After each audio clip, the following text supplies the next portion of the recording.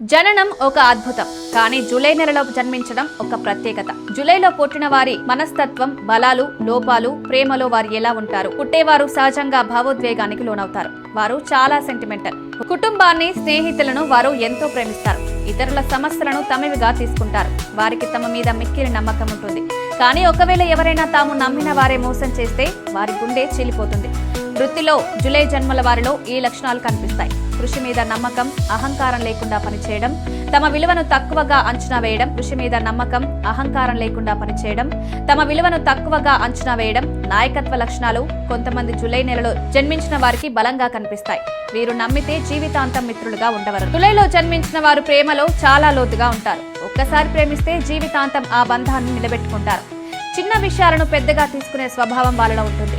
అలాంటప్పుడు వారిని ప్రేమగా, నెమ్మదిగా సమాధానం చెప్పాలి.